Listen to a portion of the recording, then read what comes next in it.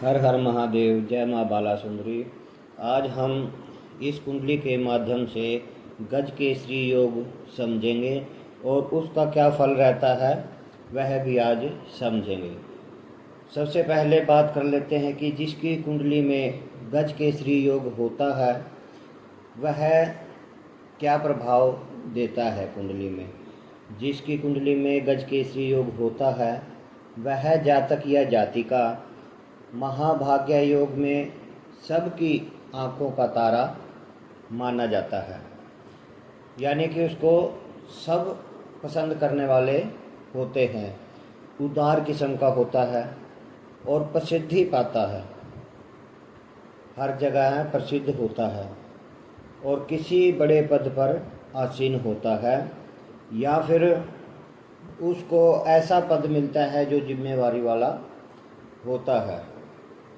निर्मल चरित्र रहता है और कम से कम 80 वर्ष की आयु के उसकी होती है। अधिक कितनी भी हो सकती है, कम से कम 80 वर्ष जी पाता है। और यही योग यदि स्त्री की कुंडली में बनता है तो वह स्त्री धनवान होती है, सौभाग्यवती होती है, पुत्र वाली होती है, पुत्रों का सुख देखने वाली होती है और सुचरित्र होती है। वहीं बात करें तो गज केसरी योग का क्या फल मिलता है और क्या लाभ मिलते हैं, क्या फ़ायदे होते हैं। जिसकी कुंडली में गज केसरी योग में होता है वह शेर की तरह शत्रुओं को नष्ट करने वाला, सब पर छा जाने वाला और बोलने में बहुत कुशल होता है।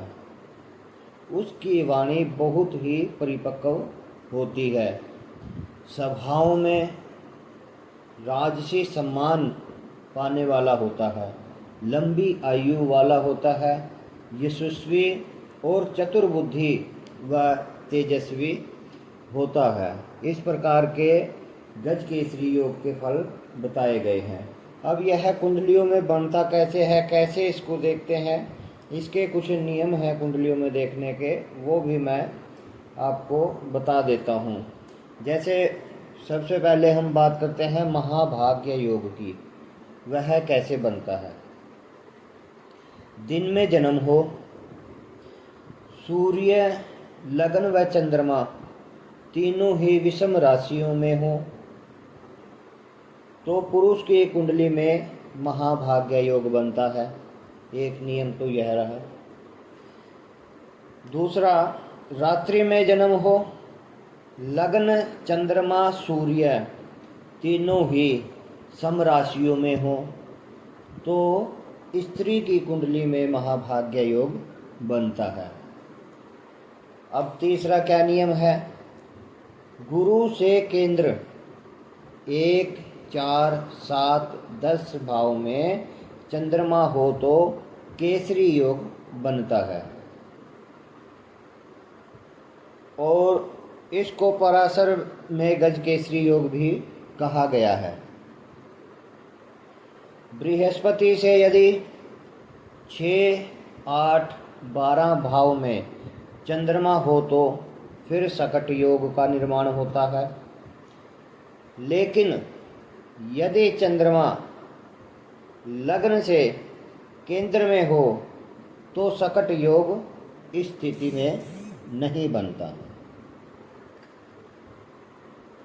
सूर्य से 1, 4, 7, 10 में चंद्रमा हो तो अधम योग बनता है और दूसरे 5वें, 8वें, 11वें भाव में चंद्रमा हो तो समयोग बनता है। तीसरे, छठे, 9वें और 12वें भाव में चंद्रमा हो तो वरिष्ठ योग बनता है। गज केसरी योग के वास्तविक उदाहरण इस कुंडली के माध्यम से देखने को मिलता है। इस कुंडली में एक योग और भी बन रहा है जिसको अशुभा योग कहते हैं। मंगल की दृष्टि से उसका कुप्रभाव अधिक है। इसका फल जातक को देश में कहा गया है कि अशुभ योग में खरी कड़वी बात बोलना, मानसिक शांति की कमी इत्यादि दोष रहते हैं। सूर्य से नवम में चंद्रमा होने से वृष्ट योग भी है। इसका फल उत्तम है और महाभाग्य योग का भी फल उत्तम रहता है। हर हर महादेव।